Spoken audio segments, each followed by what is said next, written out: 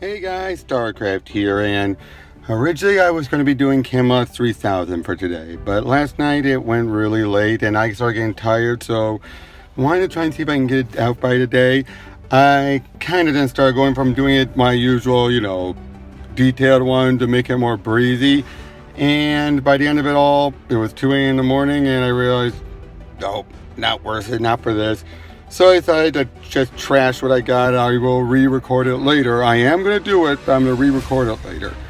But just so I make sure I don't have nothing for today, I'm still going to be doing a spotlight. And to mention when I mentioned the Camelot 3000 review, I'm going to try and change up my format just a little bit. The reason why I have so much space next to me, well, it's because at the suggestion of someone else, I won't say who, I'm going to try and show off the artwork through the screenshots as opposed to my usual, holding it in front. What am I going to be talking about? Well, it's something that's going to be, one, a short read so I can get this done as soon as I can, but also two, something that I still might pique some people's interest. And I'm showing this at least on the cover, the lost episode of Batman 66, the Two-Face episode. This is an adaptation of the screen treatment, not screenplay, just treatment, that Harlan Ellison had created for Batman in the Batman series in the 60s. And it would have had Two-Face in it, and as we find out in a later, I'll probably show you right there, some of the notes that are at the end, that, it never got, and despite rumors, it never got that far with production. It never got into casting or anything. And a lot of this was done before the first season even started, hence why there might be some things that are a little bit off. Similar thing happened with Harlan Ellison's script for the original script for City on the Edge of Forever. I will get to that someday. Where that case is also where, it was written before the season started, so some characters have more importance than others. But this would have brought in Two-Face, and there were always the rumor that a young Clint Eastwood was always in consideration for it, and for Two-Face, and I think that would have worked. That would have been awesome. And basically that's the rumors. Never really happened, like I said, and it never got that far. But it still would have been nice. And how does Two-Face handle in all this? Well, let's just dive right in, shall we? Now, this was adapted and written by Len Wein with artwork by Jose Luis Garcia-Lopez, praise be his name, and with inking by Joe Prado. And Joe, I know him best for usually doing stuff with Ivan Reis, although he's also done his own artwork without, penciling. Believe me, he's done one of my characters.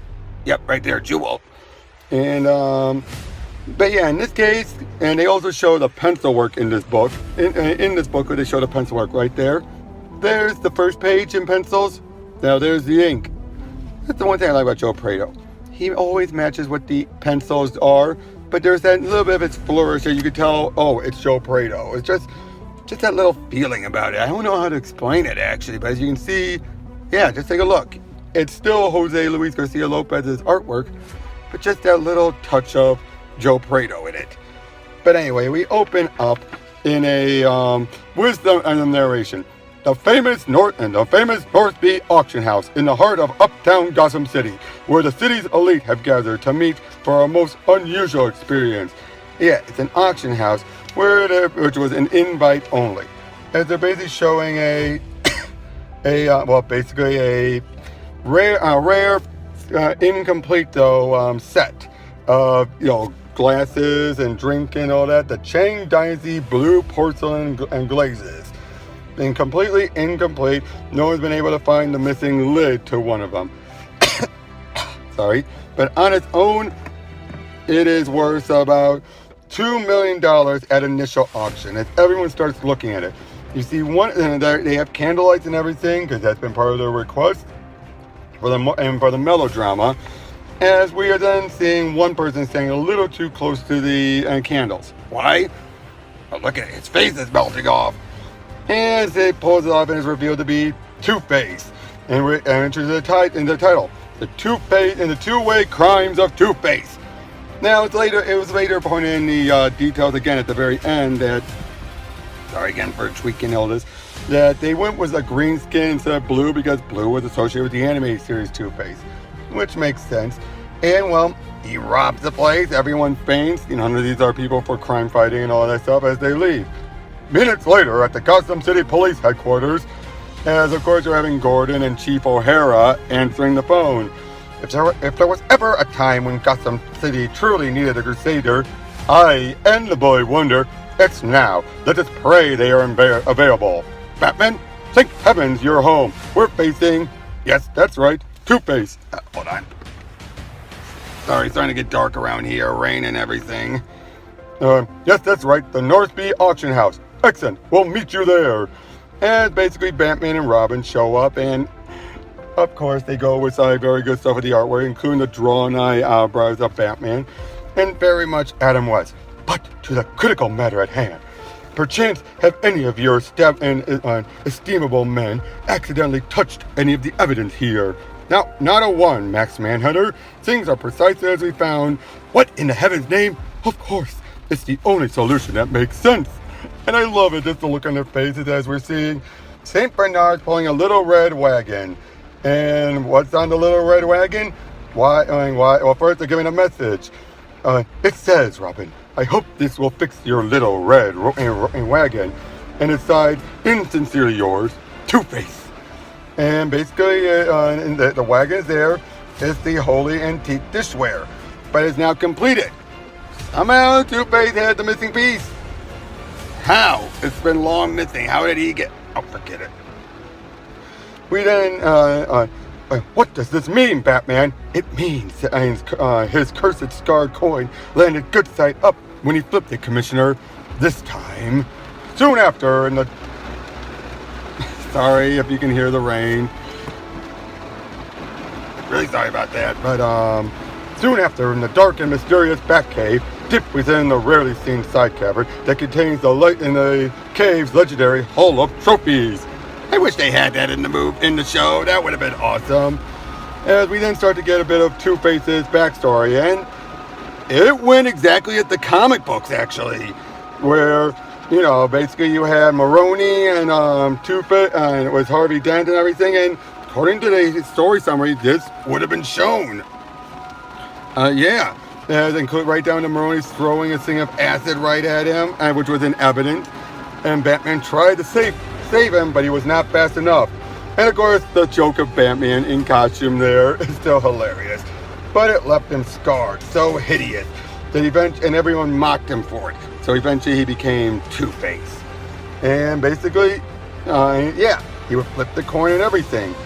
But in this case, the reason when Robin asks why, and which explains why he returned the porcelain, because here's what it says. Two-Face scars one side of Maroni's unlucky two-headed coin to match his own scarred face. And now he plans all of his crimes on the toss of a coin. If the coin lands scarred side up, he keeps what he steals. And if it lands on its good side, he returns the loot with interest. And basically, that's why he returned it. Oh boy, thunderstorm. Hope you guys can bear with me on this one. As basically we saw early, and it shows how, for example, that he robbed the theater, and then a few days later, it was returned with even more money with it, among other things as well. And then basically the Caped Crusaders go give a chase, and we get to a point where we have Robin on a motorcycle and Batman in the Batmobile. And basically they realize through some of the clues that they will be going to the National Motorcycle Championship, where they're going to be robbing everything. And it leads to a very nice chase across, on a motorcycles as they're going through vehicles and everything. And good Lord, how would they have pulled this off in the show? I want to know. As Robin continues to give on chase, as Batman realizes they've eluded him. Or so it seems, as they soon and Robin continues on following suit, and they make it into where Two-Face's headquarters is. And while they're divvying everything up, Batman shows up and starts fighting all of his goons, until Two-Face has a double-barreled shotgun pointed right at him. As he then flips the coin, heads you live, and heads you live, tails. Well, I'll give you two guesses. As it flips, and it happens to land awkwardly right on its side, which basically means that, no, it is a trick. It has to be. No trick, and no, not a trick, Harvey. Merely fate. The coin obviously wants us to choose our own destiny. In that case, Caped Crusader, I happily choose your death. As Batman then does a sunlight flashlight, which distracts Harvey enough for Batman to come in and punch him. Just as Batman shows up and, well, they fight. Robin causes a bit of a screw up by slipping on some of the bullet casings, and he runs right into Batman, causing Two-Face and his goons to escape. Nice going, boy blunder. And that's even what Two-Face says. Let's take advantage of the boy and blunder's incompetence, gentlemen. I always love when Two-Face calls him that. We then go back to the following morning in the posh dining room of stately Wayne Manor, and we have Aunt Harriet there, who basically makes it seem like, it's a mild flu, to which she basically pulls out a special elixir, the holy whatever elixir. Robin doesn't want any of it, but it's Aunt Harriet. You're not going to say no to Aunt Harriet, as he puts it, basically feeds it to both of them. And basically the two, I love Mrs. Robin. Have you ever considered adding Aunt Harriet to the Dynamic Duos Rogues Gallery? Certainly not, Dick. So if we can survive her curatives, we'll certainly survive anything those foul fiends can throw at us. As basically they head down into the Batmobile, where they find out about how Two-Face has pulled off another scheme, stealing these headgears from these pair of twins. Of course, it deals with twos. As they take off, Batman giving prop pursuit in the Batcopter. And they both use onto the Bat Bressers and Breezers as Batman dives in, making their way through until they find a sunken ship underneath in a hidden cavern. Batman makes it on board, and of course, Batman has two swords. Two-Face has two swords, and they're making a bunch of double puns. Obviously, Two-Face continues to fight him until he then gets a little dirty and cuts a rope line, causing part of the ship to swing in and knock him and Batman off. What's this? The masked manhunter outwitted at last by the Duke of Duplicity? Stick around to find out what happens next, Bat fans. And basically, this would have been you think this would have been the cliffhanger, but, well, no, because we're nearing the end already. As Batman wakes up, looks around and finds Two-Face is pointing the sword at him. He's all tied up. As Batman only has one way to convince him to do it. Aren't you sworn to make all major decisions of your life based on the toss of your coin? And yet, here you are, about to dispose of your greatest foe, and there's no coin in sight. Yes, of course, Batman. You're quite correct. Okay, here's the new deal. Coin comes up head, I drop the sword, and you die quickly. Tails, I'll have you keel-hauled under the ship, which is much slower, much more painful way to perish. And if it lands on its edge, again, you surrender. Agreed? Impossible. Do you realize the odds up? Fine. Agreed. As he flips the coin and it lands on its side. And Two-Face cuts the line, but then Batman starts to fight his men. And they're about ready to fight again when Batman points out, and I thought you and I had a deal. If your coin came up on edge, you were supposed to surrender, remember? And don't you abide by the dictates of your precious coin anymore? And he surrenders as he turns himself in. And we then cut back to stately Wayne Manor with Alfred and Robin talking. Alfred points out how much on chance that it would flip again. And, well, it wasn't. Batman swapped the coins with one that was weighted, guaranteed to end on it during their struggle. And basically, Batman knew what would happen. And basically, the doctors will try and help him out. And when you're dealing with when you're dealing with a maniac like Two-Face, who knows which way the coin will fall. And that's the end. I love this. This was such a Batman episode. It felt very much, it actually made Two-Face fit in a way that worked. He was still a credible threat like a bunch of the other Batman men, but he had this weird quirk, flipping the coin and he'd give it all back with interest, which definitely takes the notion of, it was Two-Face, and that's something I think they would have done. Well, obviously they would have done it. That was a proper, script treatment that was considered. And this had been long since passed around, so to see it finally adapted is very, very exciting, especially when it came out before Ellison passed away, sadly.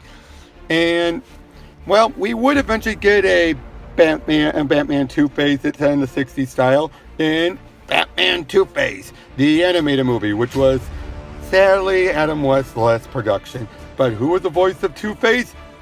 William Shatner, no less. And if you ask me, for how they handle Two-Face in here, it's completely different. It's not following this story at all.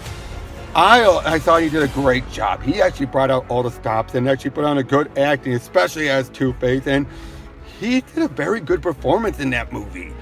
And for it to go out with two of the 60s best television icons, Adam West and Batman and Captain Kirk, I cannot think of a better way for Adam West Batman to go out on. And you still have Burt Ward and Julie Newmar in it as well.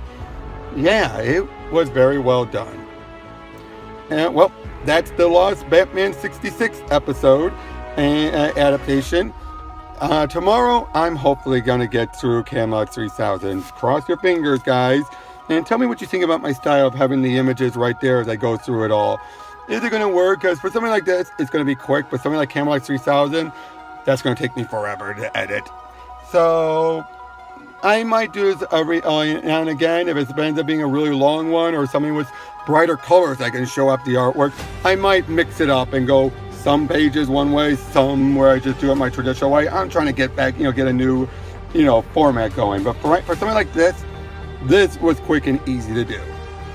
Like I said, Camelot 3000, I'll probably try and go through a blend of some pages I'll do a close-up, some pages I won't. Who knows? I'm playing this by ear. So until tomorrow, I'll catch you all later. See ya.